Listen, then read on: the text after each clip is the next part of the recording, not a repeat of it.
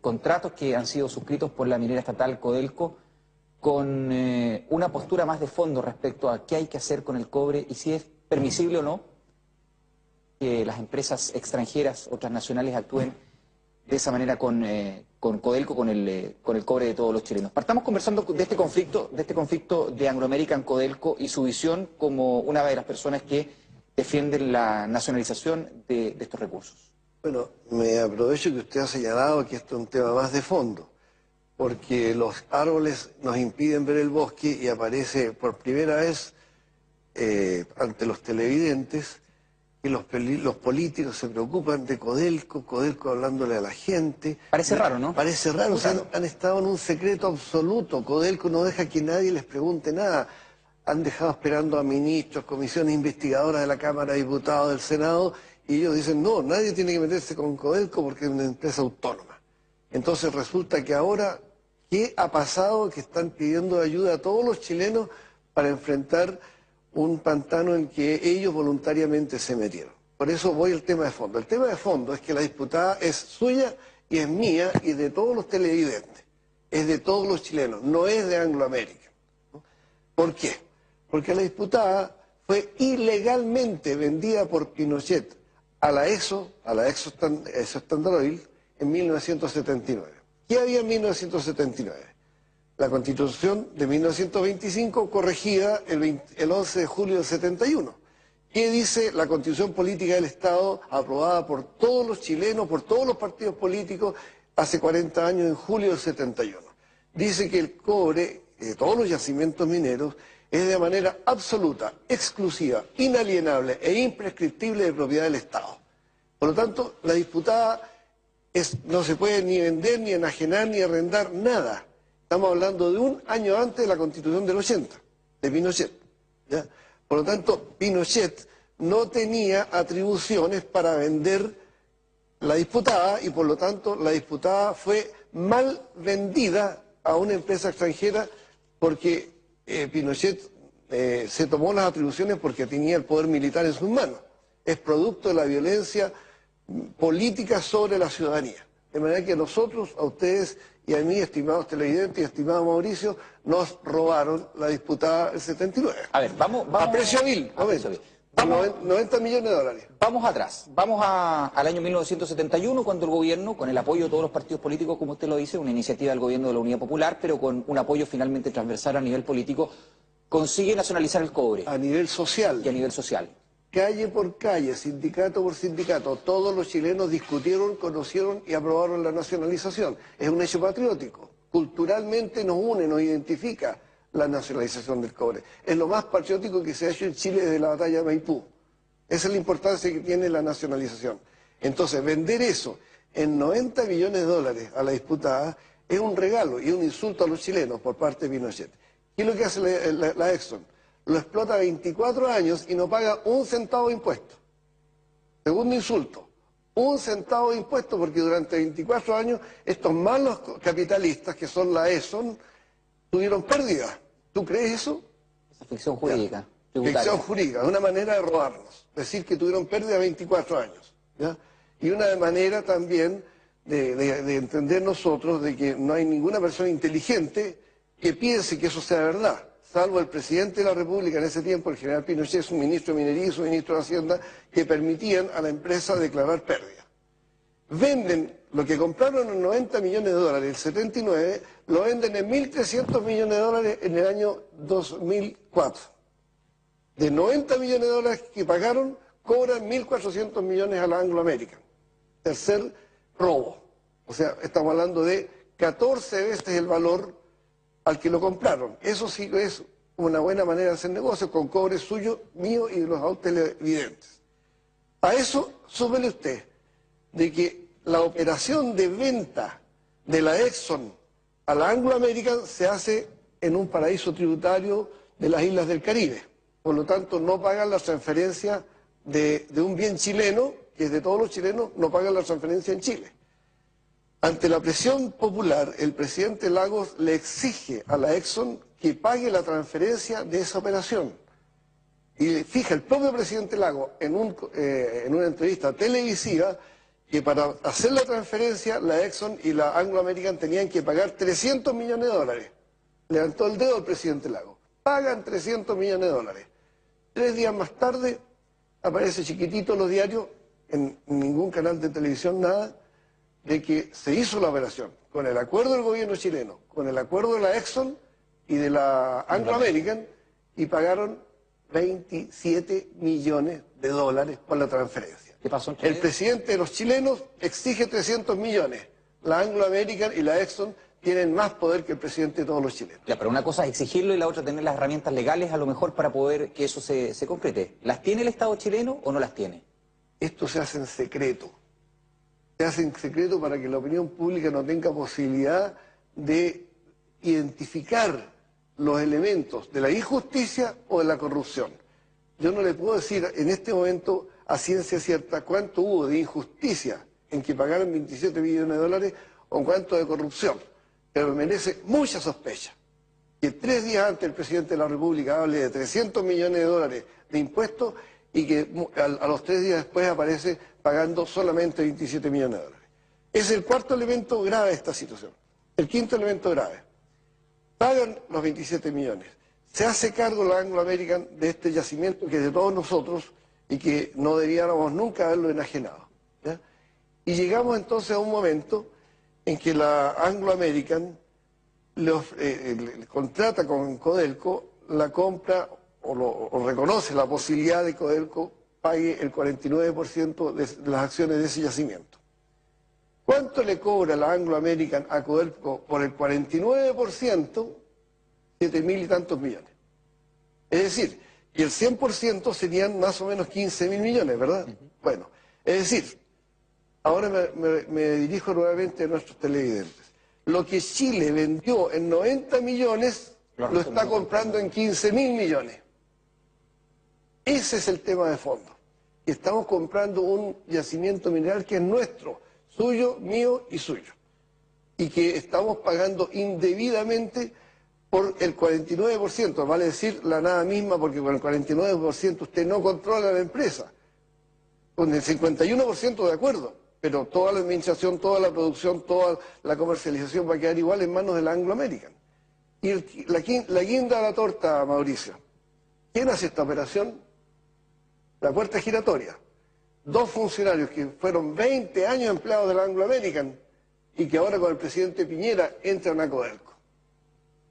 Es decir, están trabajando para sus expatrones. Es decir, están pavimentando el camino para su regreso a las empresas transnacionales privadas que las van a acoger una vez que cesen sus funciones cuando cese el gobierno de Piñera. Esto es muy grave. ¿Qué tiene que hacer el gobierno, a su juicio, en este caso puntual? ¿Cómo se sale de este embrollo? ¿Y yendo a los tribunales como ha anunciado Codelco, como lo ha anunciado el gobierno, o tomando medidas más de fondo? El gobierno tiene, ¿Qué puede hacer el gobierno? tiene todas las atribuciones para nacionalizar la disputada Las Condes porque es una propiedad del Estado de Chile, de manera absoluta, exclusiva, inalienable e imprescriptible. Sí. Ese párrafo de la Constitución que dejó el Parlamento unánimemente establecido en 71 está vigente hoy, porque Pinochet cuando redacta, no, Pinochet no sabía redactar, cuando Pinochet firma la Constitución de 1980, conserva ese párrafo. Usted se va a sorprender de lo que le voy a decir. Pero Jaime Guzmán y los Chicago Boys quisieron borrar eso. ¿Y sabe quién se opuso? José Toribio Merino Castro. El jefe de la Armada dijo... El almirante Merino. El almirante Merino. Y lo hizo no el día martes, ni a las 11 de la mañana. O sea, todavía no estaba en estado de intemperancia.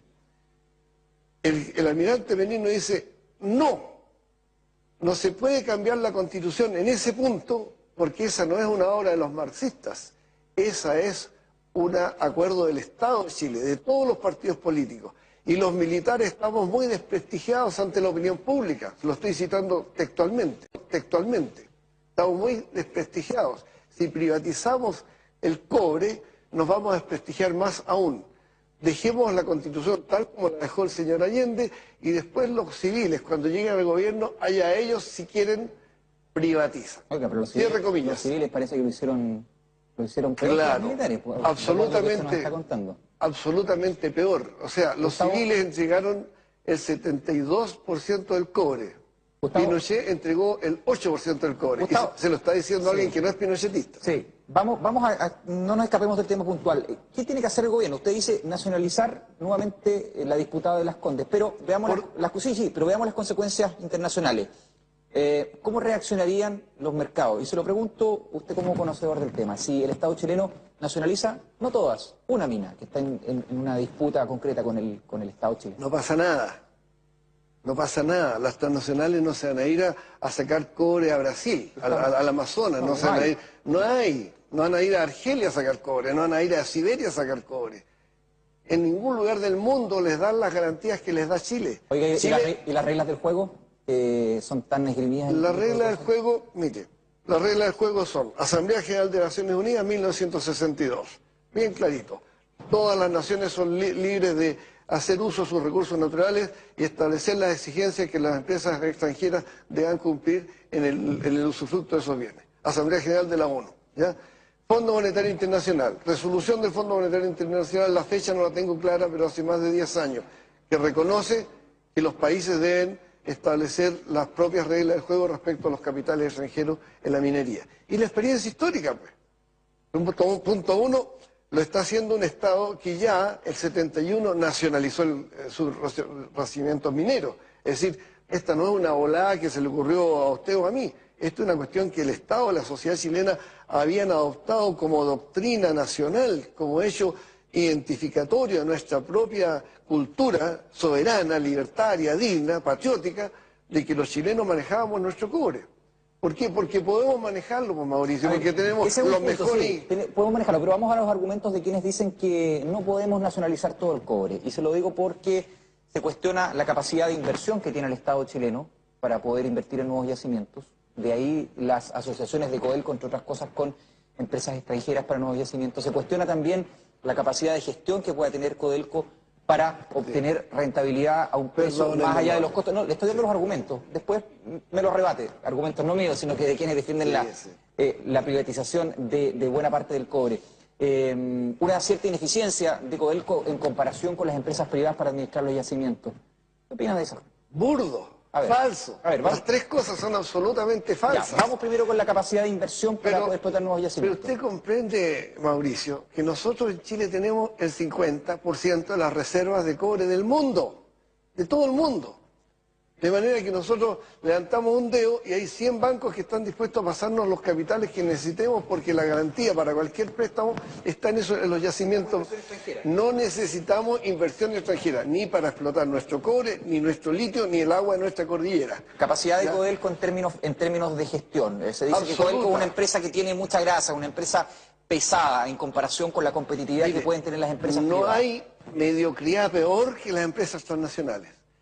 Te farrean los costos a manos llenas, hacen operaciones a futuro y esgrimen pérdidas con operaciones a futuro. Tienen elefantes burocráticos.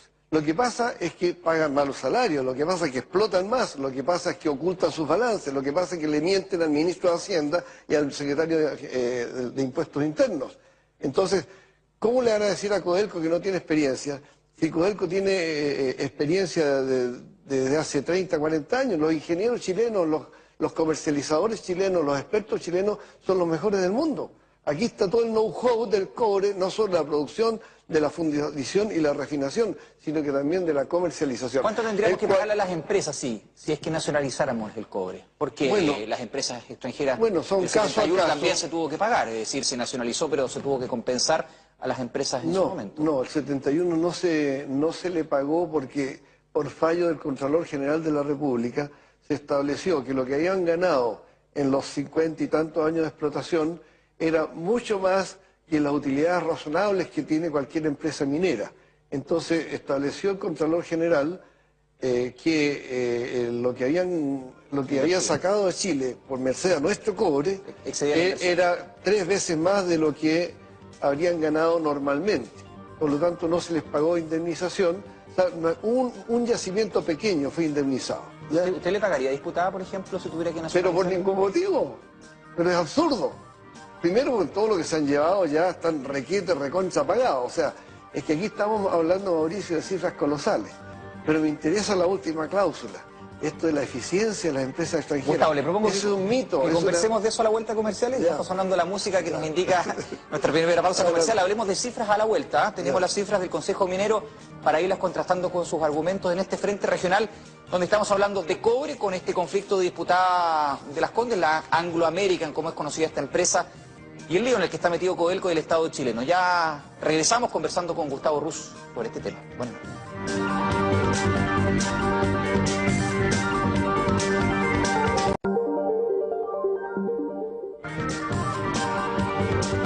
Bien, estamos conversando con Gustavo Ruz Zañartu, cofundador del Comité de Defensa y Recuperación del Cobre, hablando precisamente de este mineral, del denominado sueldo de Chile. Volvamos a los argumentos del Consejo Minero, de quienes defienden que no todo el cobre sea estatal, sino que buena parte lo controlen y lo exploten los privados y que vía impuestos, vía royalty, dejen ganancias para el Estado.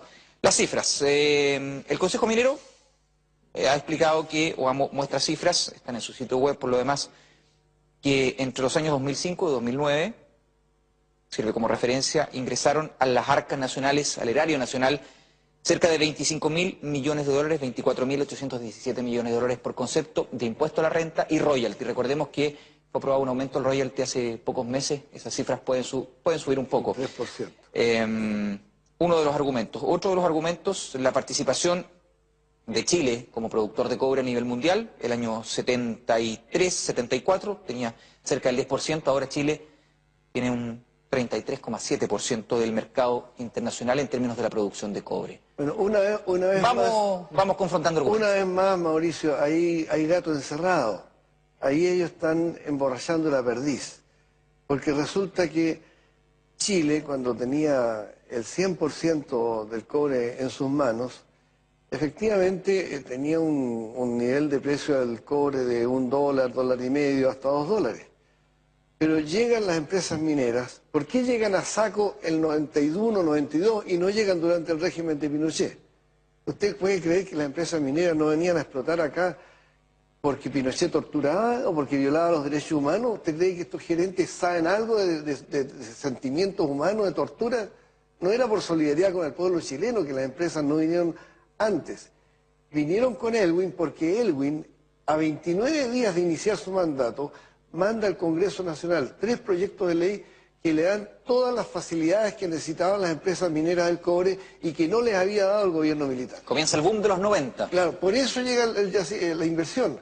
Entonces todos los chilenos nos hablaban de que estamos muy bien con nuestra economía porque viene la inversión extranjera. Pero ¿a dónde venía la inversión extranjera? ¿A instalar fábricas de herramientas, fábricas de zapatos, algo para darle valor agregado a nuestra producción primaria? No.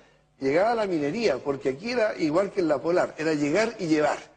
Entonces ellos saquearon de tal manera nuestros recursos mineros, se llevaron el concentrado de cobre sin elaboración, sin fundición, sin refinación, que saturaron el mercado internacional. Y bajó el precio. Y bajó el precio de $1.50 o $2 a 80 centavos de dólar entre el año 1990 y el año 1999.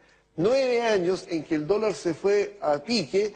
¿Por qué? Porque Chile le colocó a la demanda, al mercado internacional, de cobre. 3 veces más de lo que la demanda exigía. Y se fue el precio para abajo. Y ahí está la trampa. ¿Por qué el Consejo Minero está hablando de las cifras del año 2005 en adelante? ¿Por qué no habla de las cifras del año 1991 en adelante? Porque ellos son los responsables de que Chile haya perdido por lo menos 20.000 millones de dólares entre el año 1992 y el año 2000, a raíz de que bajó el precio del cobre, porque ellos hicieron una sobreproducción con la cual triplicaron la demanda que había a nivel mundial. ¿Ya? Aquí no tenemos una OPEP que controle los niveles de crudo, por ejemplo, que ellos bajan o suben el precio del barril a su gusto, aumentando o disminuyendo la producción.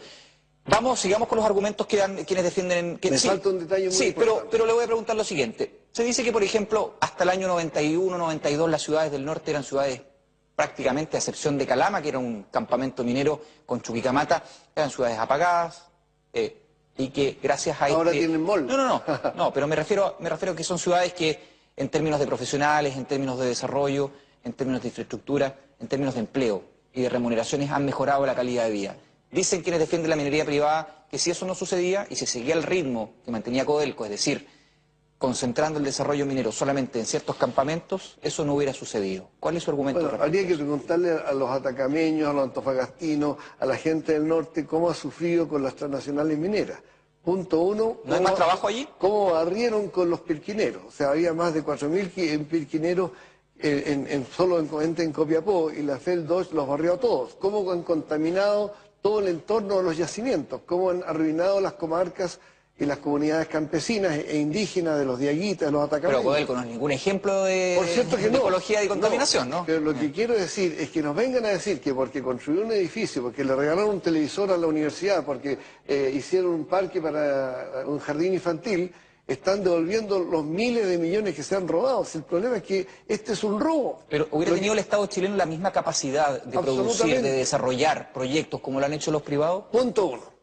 Codelco ha cotizado, ha tributado al Estado chileno 3 veces más. Con el tercio que produce, tributa para el Estado chileno 3 veces más que las empresas privadas transnacionales que tienen el 72% de la producción. O sea, debería ser al revés, ¿ya? Si ellos producen el 72% y Codelco el 28%, ellos deberían tributar mucho más al Estado. Ocurre todo lo contrario. Como ellos hacen evasión y elusión tributaria, entonces es Codelco el que lleva la carga principal. Lo que tributa Codelco a la economía nacional es más que el conjunto de empresas privadas y públicas del Estado chileno. De manera que Codelco es una empresa rentable, es una empresa que tiene excelencia en su proceso de producción. Y otro cuento es como los políticos de la concertación usaron la vicepresidencia de Codelco y el cuerpo directivo de Codelco para pagar favores electorales a los expolíticos, a los exdiputados, a los exgerentes, a los exministros, inventándole comisiones de servicio o pagos por trabajos que no han hecho. Es decir, que se utilice como caja electoral, igual que el Banco del Estado o Correo, ese es otro cuento. Algunos dicen que eso es inherente al Estado, ¿no? No, me parece un cinismo. O sea, decir eso y un cinismo, porque el Estado, el encargado del bien común, nos representa a usted y a mí, y nosotros no podemos aceptar como una broma algo que es asqueroso, ¿no? Que se use el Estado como caja de pago de la clientela electoral. Pero el problema más grave, Mauricio, son las cantidades que están en juego. Si las transnacionales se están llevando este año, el año pasado se llevaron más o menos 35.000 millones de dólares, este año se van a llevar como 38.000 millones de dólares. Vale decir, eso triplica lo que Chile gasta en salud, vivienda y en educación.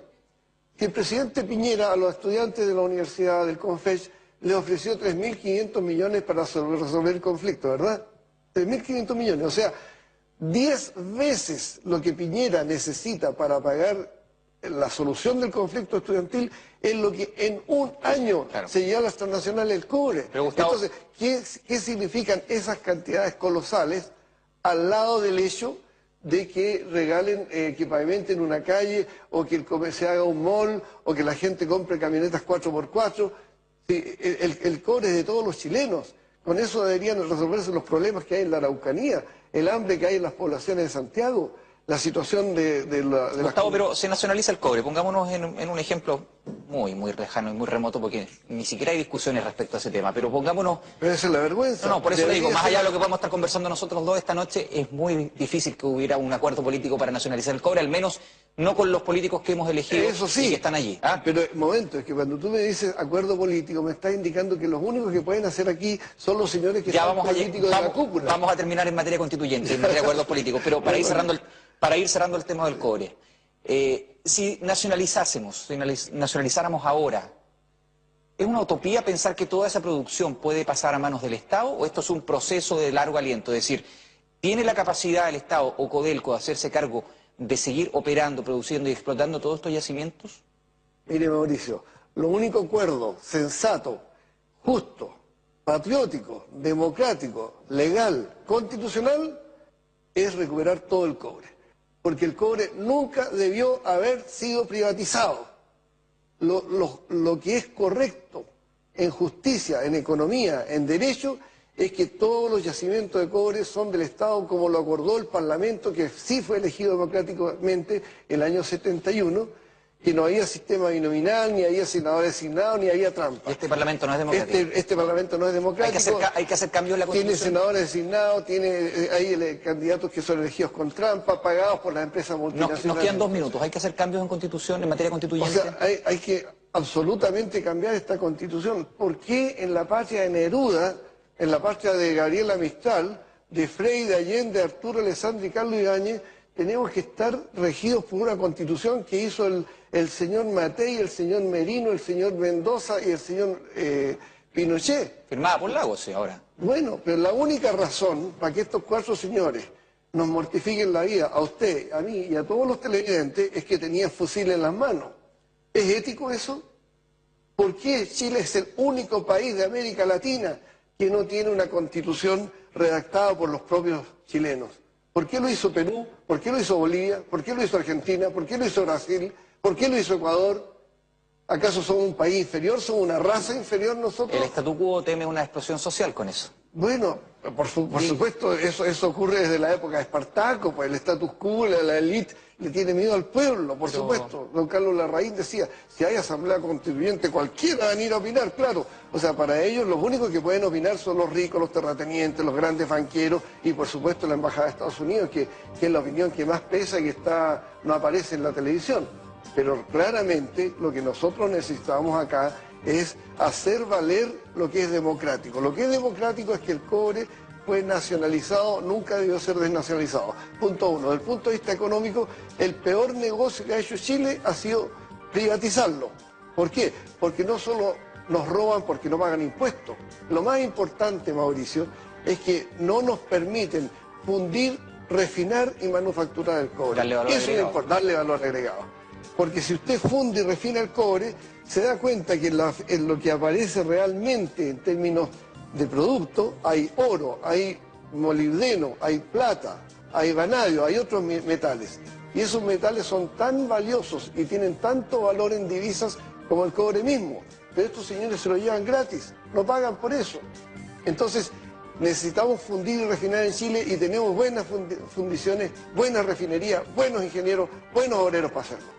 Pero además deberíamos manufacturarlo, deberíamos vender cables, deberíamos vender cañería. Ese micrófono que usted tiene ahí, estas luces que hay en el estudio, las construcciones, las armas, las balas, los fusiles, los tanques, los aviones, todo tiene cobre. Entonces es un escándalo de marca mayor que los señores de la disputada nos estén diciendo ayúdennos a recuperar la disputada para comprar el 49% de las acciones de la disputada, pagárselos a Codelco con un préstamo a la Mitsubishi, en circunstancias que la inmoralidad más grande fue quitarnos la disputada por 90 millones de dólares. Gustavo. 90 millones de dólares contra 15.000 millones de dólares. Es lo que estamos pagando. Gustavo, ¿se nos acabó el tiempo? Bueno, pasó rápido. Es una lástima porque tus preguntas son muy pertinentes, pero vamos a tener más requieren de mucho más tiempo de explicación. Vamos a seguir abordando este tema. Si la opinión pública supiera cómo se roba ahí, no estaría quieta en su casa viendo la farándula. Gustavo Ruz, conversando con nosotros, con ustedes, sobre cobre, sobre el sueldo de Chile esta noche en Frente Regional. Hasta pronto. En que ellos voluntariamente se metieron. Por eso voy al tema de fondo. El tema de fondo es que la disputada es suya y es mía y de todos los televidentes. Es de todos los chilenos, no es de Angloamérica. ¿Por qué? Porque la disputada fue ilegalmente vendida por Pinochet a la EXO Standard Oil, en 1979. ¿Qué había en 1979? La Constitución de 1925 corregida el 11 de julio del 71. ¿Qué dice la Constitución Política del Estado aprobada por vendida a una empresa extranjera porque Pinochet se tomó las atribuciones porque tenía el poder militar en sus manos? Es producto de la violencia política sobre la ciudadanía. De manera que nosotros, a ustedes y a mí, estimados televidentes y estimado Mauricio, nos robaron la disputada del 79. A ver, vamos a precio vil. 90 millones de dólares. Vamos atrás, vamos al año 1971, cuando el gobierno, con el apoyo de todos los partidos políticos, como usted lo dice, una iniciativa del gobierno de la Unidad Popular, pero con un apoyo finalmente transversal a nivel político. Piden ver el bosque y aparece por primera vez ante los televidentes que los políticos se preocupan de Codelco, Codelco hablándole a la gente. Parece raro, ¿no? Parece raro, o sea, han estado en un secreto absoluto. Codelco no deja que nadie les pregunte nada. Han dejado esperando a ministros, comisiones investigadoras de la Cámara de Diputados, del Senado, y ellos dicen, no, nadie tiene que meterse con Codelco porque es una empresa autónoma. Entonces resulta que ahora, ¿qué ha pasado? Que están pidiendo ayuda a todos los chilenos para enfrentar un pantano por todos los chilenos, por todos los partidos políticos, hace 40 años, en julio del 71. Dice que el cobre de todos los yacimientos mineros es de manera absoluta, exclusiva, inalienable e imprescriptible de propiedad del Estado. Por lo tanto, la disputada no se puede ni vender, ni enajenar, ni arrendar, nada. Estamos hablando de un año antes de la Constitución del 80, de Pinochet, ¿ya? Por lo tanto, Pinochet no tenía atribuciones para vender la disputada y por lo tanto la disputada fue más... Contratos que han sido suscritos por la minera estatal Codelco con una postura más de fondo respecto a qué hay que hacer con el cobre y si es permisible o no que las empresas extranjeras o transnacionales actúen de esa manera con Codelco, con el cobre de todos los chilenos. Partamos conversando de este conflicto de Anglo American Codelco y su visión como una de las personas que defienden la nacionalización de estos recursos. Bueno, me aprovecho que usted ha señalado que esto es un tema más de fondo, porque los árboles nos